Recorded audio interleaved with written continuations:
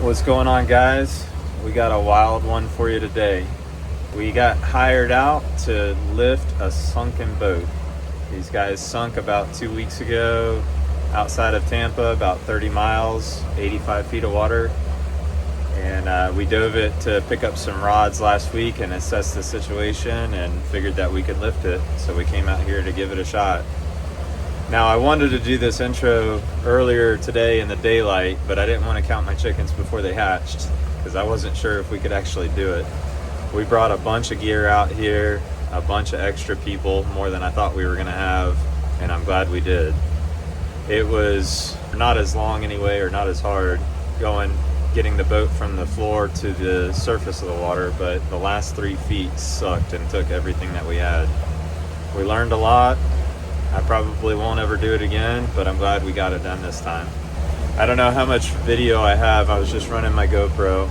I forgot to put the 360 camera in the dive housing. It ended up back on the boat, so hopefully I got some topside with that. We will see. I know I got a couple cool shots with the GoPro though, plus what we did last week.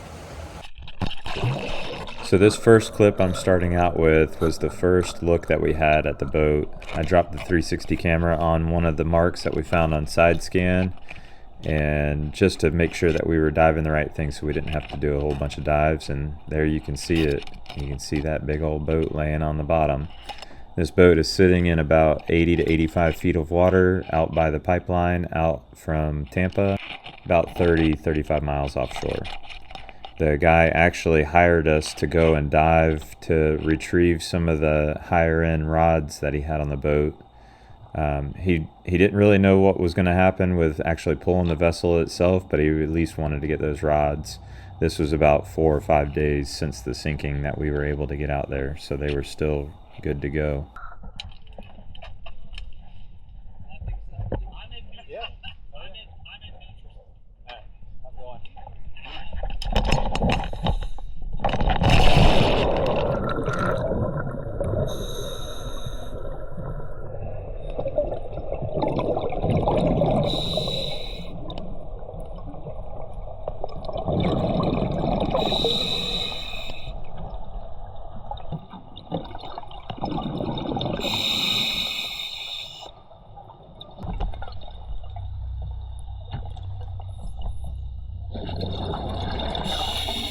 You can see a couple of those nicer rod and reels are already out in the sand. Chad's been throwing them out the window. He got down a little bit before I did. He's already working in the front hatch there.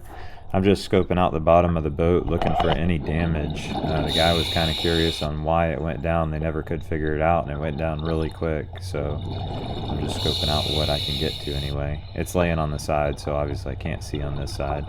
But I do a little run around of it.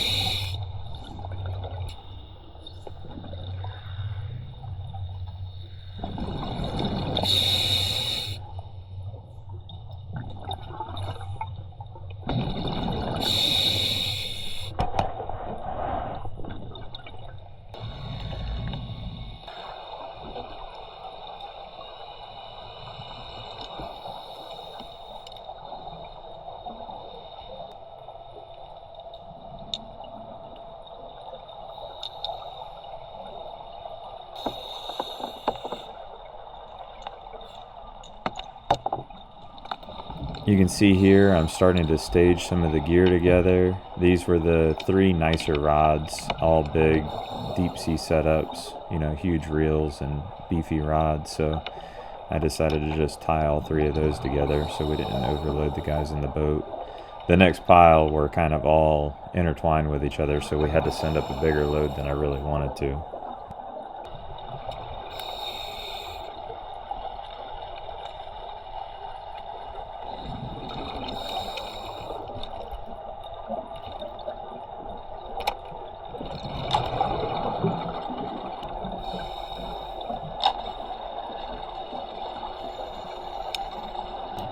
See here, I'm connecting my safety sausage, which I'm going to use for my lift bags for these couple lifts.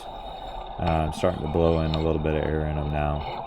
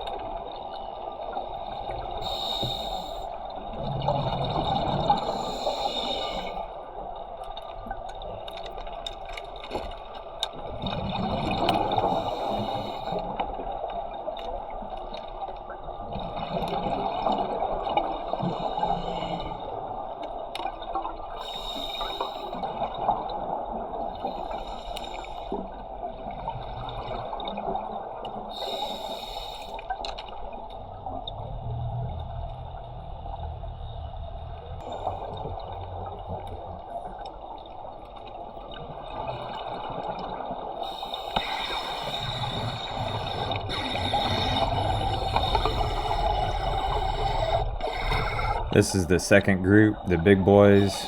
I was thinking they were going to have a hard time getting this many rods in the boat, you know, pulling them over the side. I didn't know if we were maxing out my bag as well, but they started floating up a little bit, so I knew they were going to go.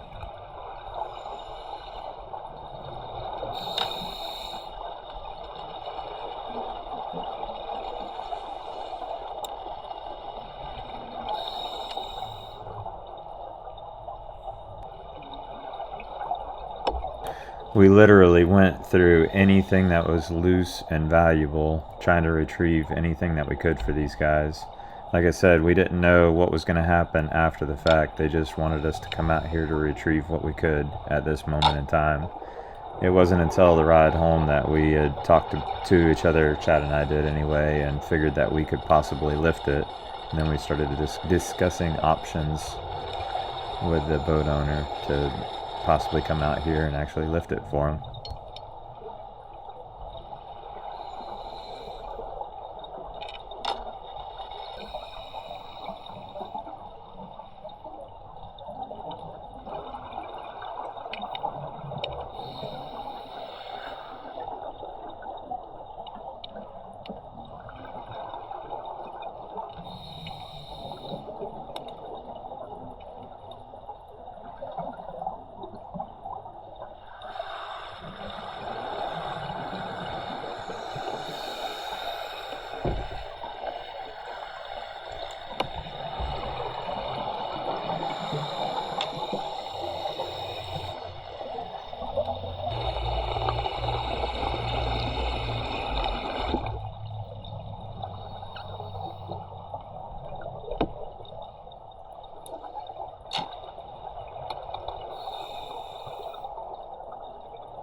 That was pretty much all the gear that we recovered. I did end up grabbing a gaff and a net and I think a fish measure.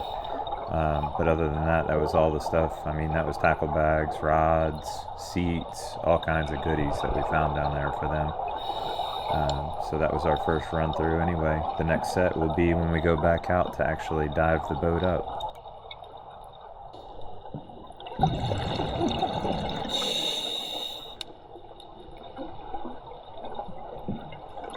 This next part I didn't even notice until I watched the video back a day or two ago. This was 2 weeks ago. Chad actually does a little flip off the T-top, which was pretty funny.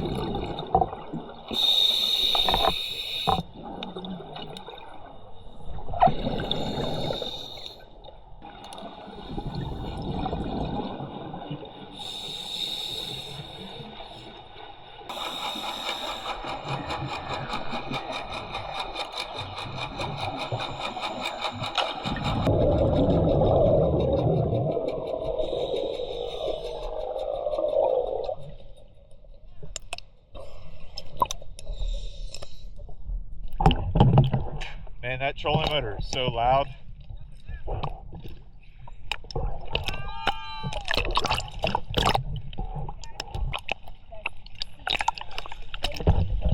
I got somebody's phone. No, it doesn't have the cards on it. It was on the dash. Your daughter's phone. If it's an iPhone, it might be all right. Flip the camera onto one of the rod holders. This ain't mine. Yeah, flip it onto the rod holder. We got her there when I forgot. Is there anything else that you know of? The anchor, like the bow of the boat's facing over here, and the anchor's back over here. And that's where the debris trail was too. So the condition of the boat looks decent. Yeah, it doesn't have any holes in it. You can see the whole bottom all the way to the Well, it's all the way, it's on the side, so right side, wherever this is, you can't see. You can see the port side completely. The starboard side is there. Sweet. How's the water temperature? A 3 mil would be plenty. I don't have one. Well, you doing your pants? 3 mil? Yeah. It's giving me if you're in here for a while. Huh? If you're in for a minute, it'll probably get cool. You'll probably be alright. I'm only going to be in there for, I hope, not more than a half hour. And I'll be kind of occupied and excited.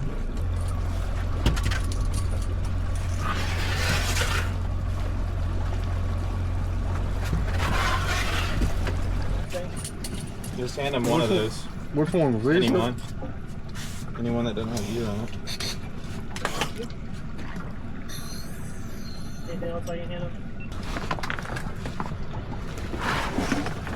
I can. Yep, you're good. Right, here's that. You want me to take one of those too? Nah, that's alright. Okay. Sure. You think you're good with just? Can you take another tank? Especially if you tie them together, but yeah. I mean, I can tie them together. I mean, I'd bring one in as well. It doesn't really matter. Here, just take this instead. Okay. I think these things are going to Harry, be kind pull of it backwards. Yeah, grab it from the clip in the bottom. Yep. Yep, all the air come out. When you swim down with it, it'll burp it out. I'm only going to bring one of these right now. Okay. So if I come up, it'll be for another tank most likely. Yeah. Well, he's got one. I got freaking two. I'm taking down. Yeah, I'm bringing that other one. Plus, I could probably spare half of the air in my tank. Yeah. 100%. I mean, neither one of us have octos, so. I was about to say that'll suck. I just breathe under it and hope my face doesn't get stuck. Yeah.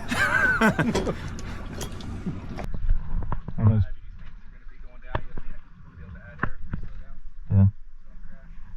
All right, I'm out of here.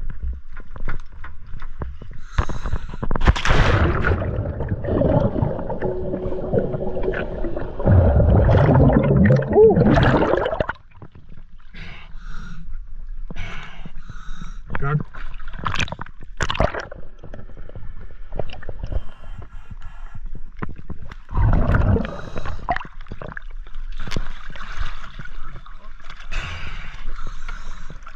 I'm gonna have to sink one of these first.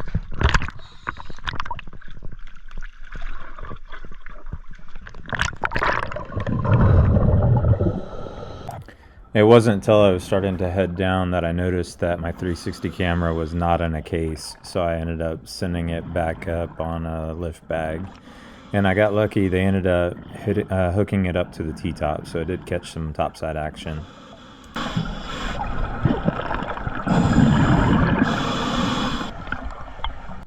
First thing to do is to get these lift bags hooked up and secured.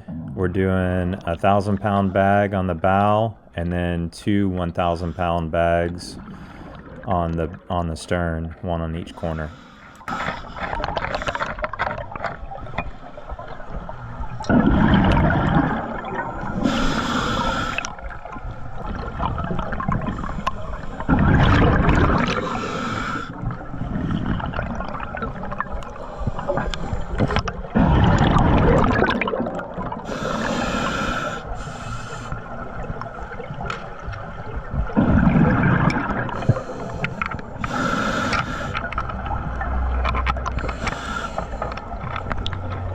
I'm just going to put a little shot of air to get these bags upright and ready to roll, but I will go up to the bow of the boat and make sure Chad's ready to rock before I fill him up all the way.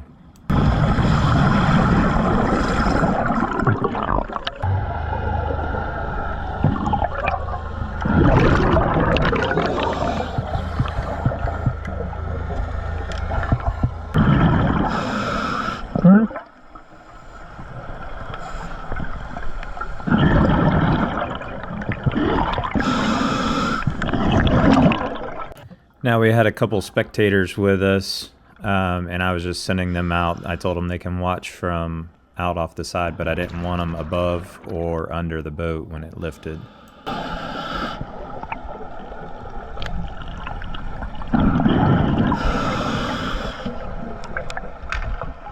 I gave Josh the signals to go ahead and start lifting or filling the bags to lift the stern, and just kept an eye on it to make sure that the bags were relatively even. You don't want one side to go a lot faster than the other. If you get way more air in one bag and it starts lifting sideways, the higher up it gets, it's basically going to triple in size unless it blows out and fills the bag completely up by the time it hits the surface. So we're trying to do an even lift here.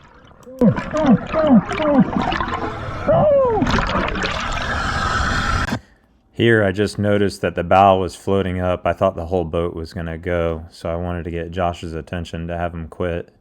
once these things start going, they tend to fly up. I wanted to get away from it just in case anything fell out of it as well, with that bow lifting up like it did. It just settled after a few seconds of us looking at it, and we realized nothing was happening, so we went back to work.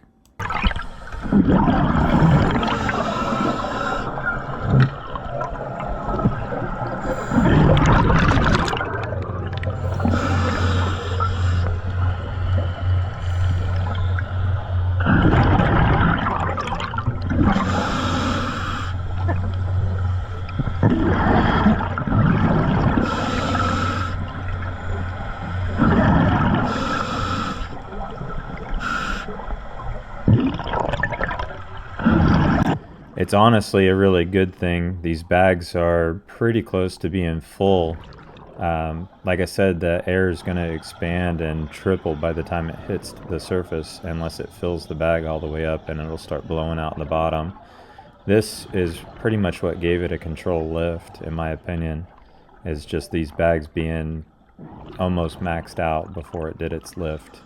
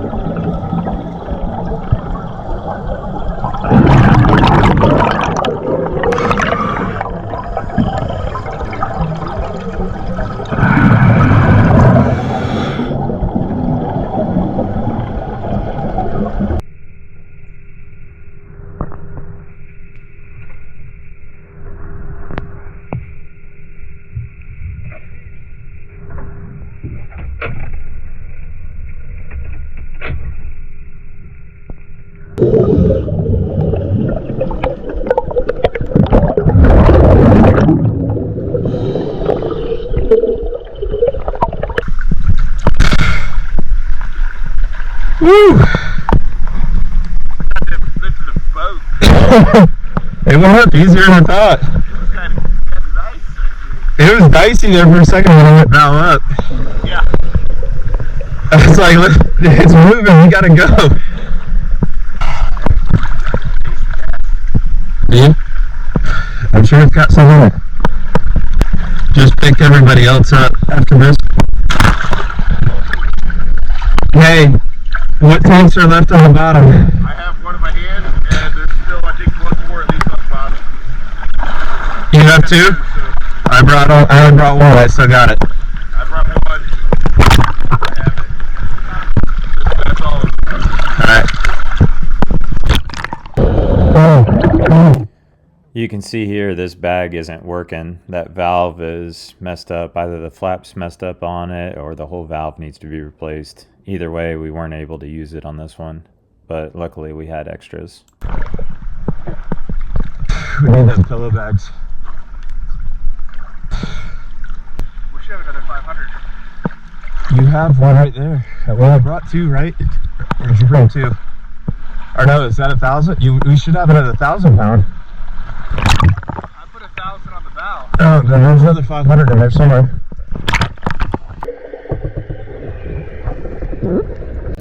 You can see here we're trying to get another bag up on the bow, and I had noticed that this rope is starting to cut on that pulpit.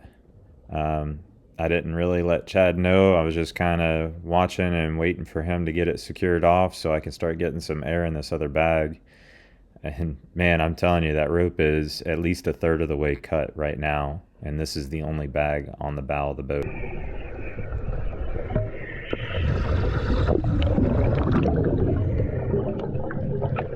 I just put a little bit of air in there to get the bag upright, and got a double check from Chad to make sure he was done tying and had all of his fingers out of the way so I didn't tie him up. And we started filling her up. Yeah, that other rope's gonna cut. Yeah.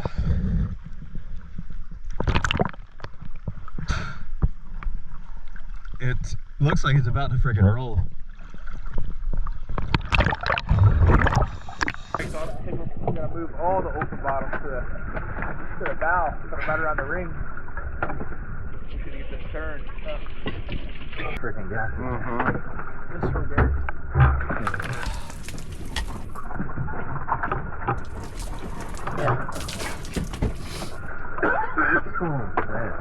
It's a fucking heavy bitch. Yeah, I went down before you guys came down, and it's all that cabin. Like, that's a lot of water in there. Yeah. I don't know. Ooh, I got a headache. And the gas. Oh yeah, gas. You guys got the anchor in here? Yep. Yep. Put a motor to the bow in the hole. It's a fucking souvenir. What's up in there? What? The turtle.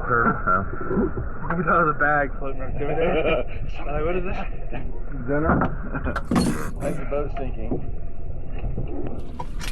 Oh man.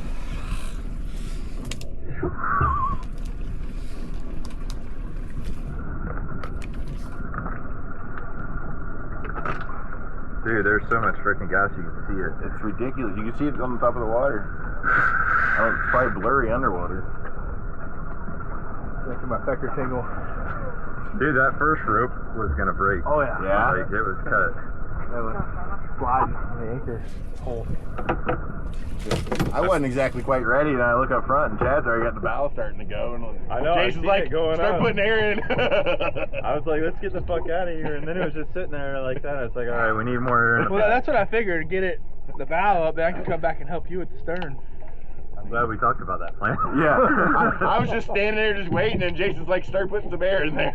I'm all like waiting for them to come back up so y'all can surface, and next thing I know, I just see a massive bunch of. I'm like, They're they're already feeling lifting it. it. The next thing I know is like, they can just crunch to the top of the water. It went up slower than I thought. I think 3 people on it. Oh yeah, Probably the right call. 100%. It looks like shit up here. It does. It looks way worse up here than it did on coming up. We get them pillow bags on it and we'll bring it out. Yeah, We're ready underneath to there. cradle it. And I think this strap right here, like we'll hook the two together. Yeah. Okay. Is there another one that length? Yeah, we just used it. There's a little one on the bow or on the back still that we're not using. Remember that one that was a bitch to get in there? Yeah. I was hoping we were going to be towing it in by now. Yeah. It's definitely Harder. challenging. That's what I told Jason. I said, it looks way worse up here. It looked awesome leaving the bottom. Like, it was like, this is done. We got it. And then up here, it's like, we ain't even close. We're going to pull it back to his dock like this. He said we'd bring it back to you. Here's the boat.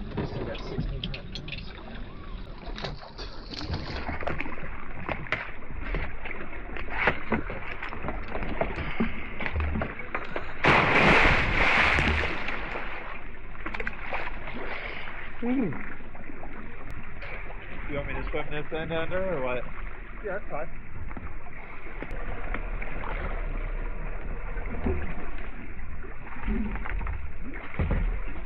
So this is after messing around with these pillow bags. We're starting to get it tied off. You can see we have them strapped to each other, which is not the right way. They're at the bottom with just a small strap going underneath the keel. Then we have the top corners cleated off.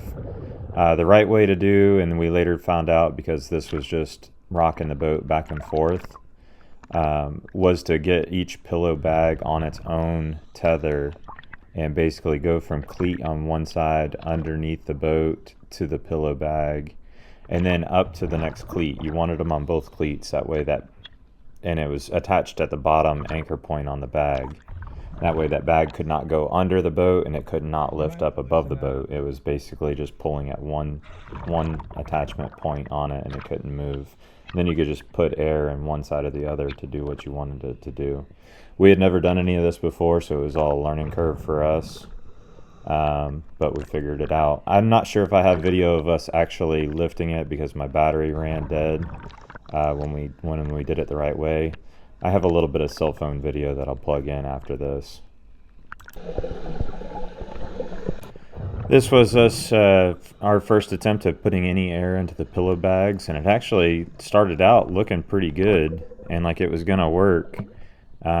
We ended up switching. We stopped putting air on this side when it was about right, and then we went over to the other side, but it all went wrong, and we just kept flipping this boat one way to the other until we figured out, you know, how to actually hook these bags up.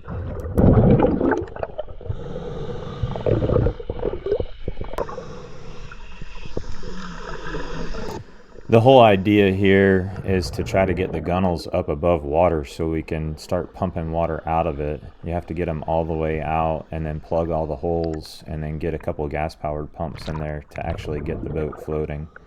So going from the seafloor to here is easy, but from here to get those gunnels out of the water was really the mind-buckling part for us. We finally did it, and like I said, knowing what we know now, we could have done it a lot faster if we hooked them up the right way the first time. But this was the challenge. I got it off. Right. Oh, put it on the other side. You know that boat is like, what the heck are they doing? Take my boat for a swim. Oh, it needed a good washing. Yeah.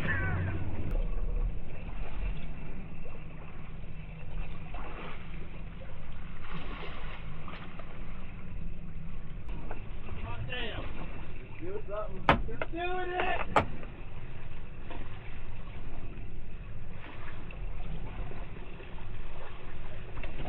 Whiskey sours, baby. You guys like it, the sours.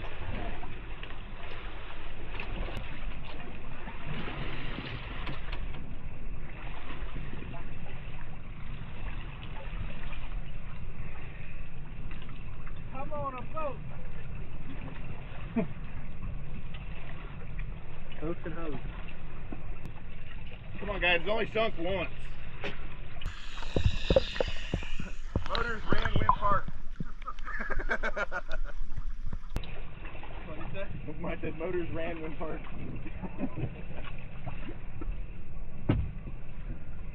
Come on, sit.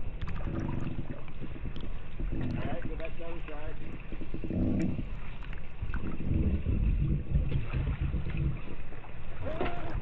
That's going. Lift them up.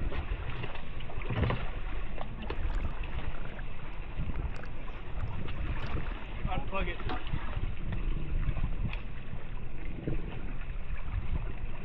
Oh no!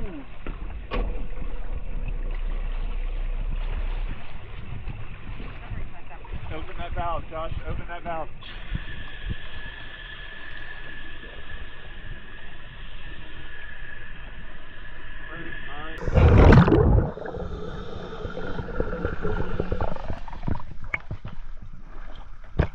All the air's going to that side of the bag. It's over the.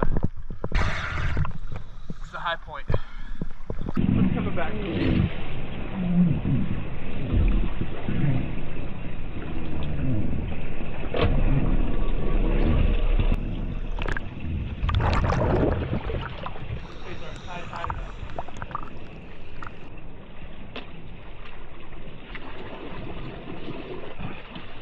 They're not tight enough to rope.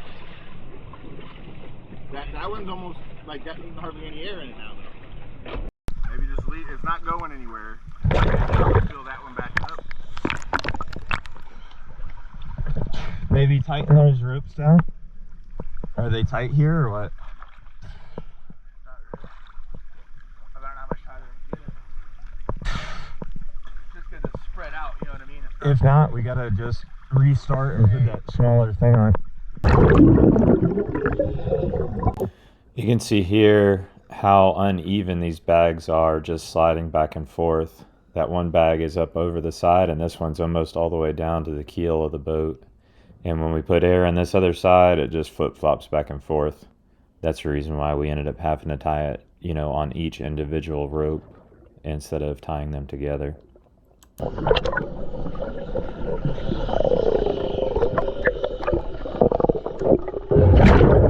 So here's a couple pictures of when we actually got the bags on the right way. You can see we're starting to get the gunnels up. They're still underwater, but this next clip, they're completely out and we are pumping.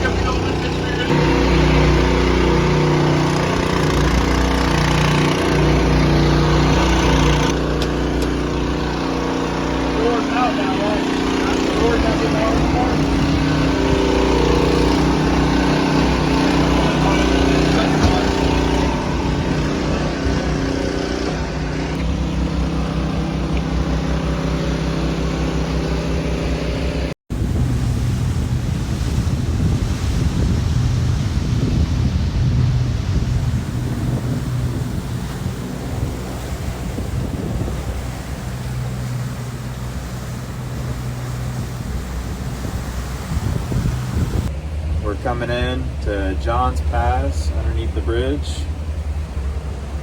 The guy's dock is maybe a quarter mile from here, so we're in the home stretch. I think it's a little after 9 o'clock at night. We started this ordeal.